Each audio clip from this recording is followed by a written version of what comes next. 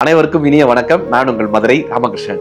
வாழ்க்கைய நம்ம வாசிப்பின் மூலமா, நம்முடைய இலக்கியத்தினுடைய அழகியல் மூலமா, நம்முடைய முன்னோர்களினுடைய வார்த்தைகளின் மூலமாக நம் வாழ்க்கையை அழகாக்கி விட மாட்டோமா என்கிற ஒரு மிகப்பெரிய முயற்சி தான் இந்த நிகழ்ச்சியினுடைய மாபெரும் நோக்கம்னே சொல்லலாம். அதன சார், நம்மளுடைய இலக்கியங்களை கொண்டு நிறைய சினிமா பாடல்களே இலக்கியங்களிலிருந்து எடுத்திருப்பாங்க.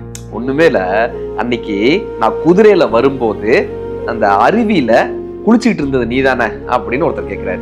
யாரு? ஒரு அரசர். குதிரையில வந்த அரசர் கேட்கிறாரு ஒரு பெண்ணை பார்த்து, நான் அன்னைக்கு குதிரையில வரும்போது அந்த அருவியில குளிச்சுக்கிட்டு இருந்தேன்ல, அந்த கன்னி பெண் நீதானேன்னு. இந்த கன்னி பெண் வெக்கத்தோட சொல்றாங்களாம், நான் குளிச்சுக்கிட்டு இருந்த போது குதிரையிலிருந்து மறைவிலிருந்து பார்த்தது நீங்க தானா அப்படின்னு அந்த பெண் கேட்கலாம். அற்றை திங்கள் அந்நிலவில் நெற்றி தரல நீர் வழியே குற்றை பொய்கை ஆடியவள் நீயா? அற்றை திங்கள் அந்நிலவில் குற்றை பொய்கை ஆடுகையில் ஒற்றை பார்வை பார்த்தவனும் நீயா? அழகா அந்த லிட்ரேச்சர்ல இருந்து நம்மளுடைய சினிமா பாடல்கள் நிறைய உருவானது. கண்டு கேட்டு உண்டு உயிர்த்து உற்றறிந்து அப்படின்னு திருவள்ளுவரினுடைய ஒரு திருக்குறள் எடுத்து வாலி ஐயா எழுதியிருப்பார். ஒரு பெண் வந்து கண்டு கேட்டு உண்டு சார் ஜான் கஸ்ட்லின்றவங்க ஒன்று சொல்லுவாங்க, நான் இறந்து கொண்டிருந்தேன், யாரோ என் தாய்மொழியில் பேசினார்கள், நான் மீண்டும் உயிர் பெற்றேன். அது நம்ம தாய்மொழிக்கு ரொம்ப ரொம்ப பொருந்துங்க. தாய்மொழியை பேசும் பொழுதெல்லாம் அதனுடைய சந்தோஷங்களை சொல்லும் பொழுதெல்லாம் நமக்குள்ள இருக்கக்கூடிய அந்த உயிர் மீண்டும் எழுந்து வரும். சிந்துகின்ற செங்குருதி செந்தமிழ் நாட்டுக்கென்றால் இந்த செந்தமிழ் நாடு என் செங்குருதியால் செந்நிறமாகட்டும். அப்படி நம்மளுடைய இந்த மொழியினுடைய ஆளுமை, அழகியல் இருக்கு, அரசியல் இருக்கு. இந்த மொழியில தான் வீரம் இருக்கு, காதல் இருக்கு, எல்லாம் இணைந்த ஒரு மொழினா அது நம்ம தாய்மொழியாக மட்டும்தாங்க இருக்கும். அத்தனை லிட்ரேச்சர் சார். சமீபத்துல ஒரு பாடல் படிக்கிறோம். ஒரு பெண்ணு தண்ணி குடம் எடுத்து ஒரு குளத்துக்கு போய் தண்ணி எடுக்க போறாங்க. குளத்துல போய் தண்ணி எடுக்க போறாங்க. தண்ணி எடுத்துட்டு வர்றாங்க. இந்த அழகுல ஒரு 15 பேர் செத்து போயிட்டாங்களாம். 15 பேர். அவ தண்ணி எடுத்துட்டு வரக்கூடிய அழகு பார்த்து ஒரு 15 பேர் இறந்து போயிட்டாங்களாம். இப்ப இந்த 15 பேர் இறந்து போனதுக்கு யாருப்பா காரணம்? அந்த பொண்ணா, அல்லது அவங்கள தண்ணி எடுக்க சொன்ன அவங்களுடைய அப்பா அம்மாவா, இல்ல அவர் நடந்து வரும்போது அதை பார்த்தவர்களா, இறந்து போனவங்களா? இந்த இறந்து போனதுக்கு யாரு காரணம்?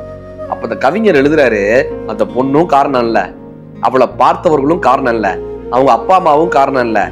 மதம் கொண்ட யானை வருதுன்னா முரசறைஞ்சு யானை வருது ஒதுங்குங்கப்பான்னு சொல்லுவாங்கல்ல, அப்படி முரசறையாம விட்ட மன்னனுடைய தப்பு பாடினாங்க. நீரும் தவறில்லை, உறவினர் தவறில்லை, மதம் கொண்ட யானையை முரசரியா விட்ட மன்னனின் தவறுன்னு ஒரு பாட்டு சார்.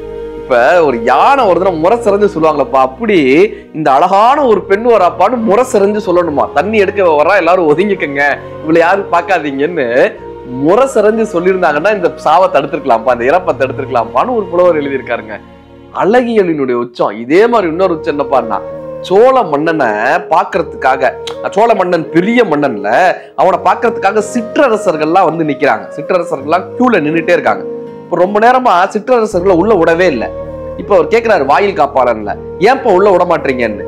அப்ப வாயில் காப்பாளன் சொல்றாரு, நின்றே மீன் தென்னீர் அந்த பாட்டு ஆரம்பிக்கும். நில்லுங்க, தென்னாட்டவர்களா நில்லுங்க. ஏன் தெரியுமா? மன்னருடைய கால்ல புண்ணு வந்துருச்சுப்பா, மன்னருடைய கால்ல ரத்தம் வந்துருச்சுப்பா, அதனால அவர் காயத்துக்கு மருந்து போட்டுட்டு இருக்காரு, கொஞ்ச நேரம் இல்லைங்க. அச்சுச்சோ, மன்னனுக்கு எப்படி காலில் ரத்தம் வந்துச்சுன்னு கேட்கிறாங்க மற்ற அரசர்கள்லாம். காலில் எப்படி ரத்தம் வந்துச்சு? உங்களை மாதிரி வந்தவங்க எல்லாம் காலையில இருந்து அவர் காலில் உளுந்துகிட்டே இருக்காங்களா? மணிமுடி, அந்த கிரீடம், அந்த கிரீடம் குத்தி குத்தி குத்தி குத்தி எல்லாரும் வந்து கிரீடத்தோட காலில் விழுகிறாங்க. கிரீடம் குத்தி குத்தி சோழ பேரரசு, அந்த அரசினுடைய காலில் ரத்தம் வந்துருச்சு பாண்ணா. என்ன பெரிய கற்பனை பாருங்க, ஒருத்தருடைய கற்பனையினுடைய உச்சம். இப்படி அகம் மட்டும்தான் சொல்லியிருக்காருங்களா அப்படின்னா, வீரத்தை சொன்னதும் நம்ம லிட்ரேச்சர் தான். குளவி பிறப்பினும் ஈன்றடி இறப்பினும் இறந்தே பிறப்பினும் வாளால் கீறி புதைக்கும் மாண்பு. என்ன அர்த்தம்? ஒரு குழந்தை அப்படியே குளவி மாதிரி அந்த கருவாவே பிண்டமாகவே வெளியே வந்தாலும் கூட, அல்லது இறந்து பிறந்தாலும் கூட, அல்லது பிறந்து கொஞ்ச நாள் இறந்தாலும் கூட, அந்த குழந்தை என்ன பண்ணுவாங்களா, நம்ம தமிழ் தாய்மார்கள் வந்து அதை நெஞ்சில கீறி அதுக்கப்புறம் புதைப்பாங்களாம் சார். நெஞ்சில கீறி, ஒரு தழும்பு இல்லாமல் ஒருத்தர் இருந்துடக்கூடாது, ஒரு வாழ் தழும்பு இல்லாமல் இருந்துடக்கூடாதுன்னு ஒரு வீரத்தினுடைய மாண்பாக இருந்த ஒரு மாபெரும் சமூகம்னா நம்மளுடைய தமிழ் சமூகமாக இருந்திருக்காங்க. சமீபத்துல வீரமங்கை வேலு நாச்சியார் அவர்களை பத்தி படிக்கிறோம். அவங்கள பத்தி நிறைய கேள்விப்பட்டிருப்போம். வேலு நாச்சியாரினுடைய வரலாற்றுலாம். அவங்களுடைய படை தளபதியாக இருந்தவங்க குயிலி. அந்த ஊர்ல கிருஷ்ணர் கோயில் ஒண்ணு இருக்கு. இந்த கிருஷ்ணர் கோயிலுக்கு பின்னாடிதான் ஆங்கிலேயர்களினுடைய ஆயுத கடங்கு. இப்ப இவங்க போர்ல ஜெயிக்கணும்னா ஆங்கிலேயர்களுடைய ஆயுத கிடங்கை அழிக்கணும். இப்ப கிருஷ்ணர் கோயிலுக்கு வழக்கமா யாரையுமே விட மாட்டாங்க, கிருஷ்ண ஜெயந்தி அன்னைக்கு மட்டும் விடுவாங்க. இப்ப இந்த குயிலி என்ன பண்றாங்கன்னா, முதலாக தற்கொலைப்படையாக மாறிய பெண் குயிலி சார் தற்கொலைப்படையாக மாறுறாங்க. வேலுநாச்சியாரினுடைய படையை காப்பாற்றுவதற்கு, வேலுநாச்சியாருக்கு வெற்றி தருவதற்கு, தன்னுடைய நாட்டிற்காக தன் உயிரை கொடுப்பதற்காக ஒரு வீர தமிழச்சி முடிவெடுக்கிறாங்க. அவங்கதான் குயிலி. என்ன பண்றாங்க, தானே தற்கொலைப்படையாக மாறி அந்த கிருஷ்ணர் கோயிலுக்குள்ள போறாங்க. தன்னுடைய உடல் முழுவதும் எண்ணெயை ஊத்திக்கிறாங்க.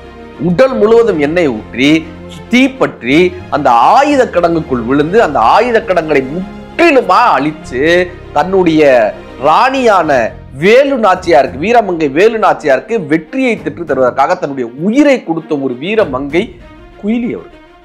படிக்கும் போதே நமக்கு அவ்வளவு ஆச்சரியம். படிக்கும் போது கை நடுங்குது, படிக்கும் போது கண்ணில் தண்ணி வருது, படிக்கும் போது ரத்தம் குதிக்கிறது. இப்படியும் நம் நாட்டுல நம்மளுடைய முன்னோர்கள் வீர தமிழச்சிகள் இருந்திருக்காங்கப்பா. இது பரவாயில்ல சார், இது பரவாயில்ல. அடுத்தது ஒருத்தவங்களை பத்தி படிக்கிறேன், வெட்டுடை காளின்னு. அவங்களுக்கு கோயிலே இருக்கு, அந்த ஊர்ல கோயில் இருக்கு, வெட்டுடை காளிக்கு கோயில் இருக்கு.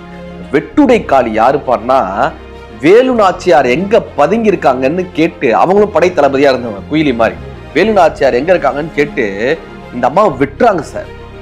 இவங்க கோபத்துல இன்னொரு 4 ஆங்கிலேயரை வெட்டுறாங்க. பெரிய போர், தனிச்ச பெண்ணா அந்த போரை சமாளிக்கிறாங்க சார். தனித்து ஒரு பெண்ணா அத்தனை பேரும் சேர்ந்து அந்த பெண்ணை வெட்டுறாங்க, அந்த தளபதியை வெட்டுறாங்க. அத்தனை வெட்டுக்கள் வாங்கிய பின்பும் கூட, இவர்கள் 4 பேரை வெட்டிய போதும் கூட, ஒரு வார்த்தை தன்னுடைய ராணியை பற்றியோ, ஒரு வார்த்தை இந்த உலகத்தை பற்றிய பயத்தையோ, மரண பயத்தையோ காட்டாமல் கடைசி உயிர் மூச்சு இருக்கும் வரை, கடைசி ரத்தம் சொட்டும் வரை அந்த ஆங்கிலேயனோடு போரிட்டு உயிர் நீத்த காரணத்தினால் வெட்டுடை காளி என்று இன்றைக்கு அவர்களுக்கு பூஜை செய்யப்பட்டு வழிபாடு செய்யப்பட்டு இருக்கிறது. அப்படியா உங்களுடைய முன்னோர்கள் எத்தனை பெரிய வீரத்தோடு வாழ்ந்திருக்காங்க, எத்தனை பெரிய வீர மங்கைகளை நம் நாடு கொண்டுள்ளதாக இருந்திருக்கு, எத்தனை பெரிய அழகியல் கொண்டதாக இருந்திருக்கிறது. அகமும் புறமும் இலக்கியமாக கொண்ட ஒரே இனமாக நம் தமிழர் இனம் இருந்து கொண்டே இருக்கிறது. அப்படியா நம் முன்னோர்களினுடைய வாழ்க்கை நமக்கு ஒரு மிகப்பெரிய வரமாக, மிகப்பெரிய வழிகாட்டியாக அமைஞ்சிருக்கு. இன்னைக்கு இருக்கக்கூடிய பெண்கள் இந்த வேலு நாச்சியாரை பற்றி படிக்கும் போதும், குயிலி அம்மாவை பற்றி படிக்கும் போதும், வெட்டுடை காளியை பற்றி படிக்கும் போதும், நீங்க இந்த அலுவலகத்திற்கு போகும்போதோ அல்லது இந்த சமூகத்திற்கு போகும்போதோ, உங்களை 4 பேர் விமர்சிக்கும் போதோ, உங்களால முடியாதுன்னு 4 பேர் சொல்லும் போதோ, இந்த குயிலி உங்களுக்கு ஞாபகம் வரணுங்க. உங்களால இதெல்லாம் முடியவே முடியாதுப்பான்னு சொல்லும் போது உங்களுக்கு இந்த வெட்டுடை காளி ஞாபகம் வரணுங்க. உங்களுக்கு இதெல்லாம் சரிப்பட்டு வராதுப்பான்னு சொல்லும் போது வாளால் அறுத்து கிழித்த நம்மளுடைய மாண்பு நமக்கு ஞாபகம் வரணும். இந்த வீரம் நம்மை இன்னும் வளர வைக்கும். அதற்கு நம் இலக்கியம் மிக மிக முக்கியம். நன்றி.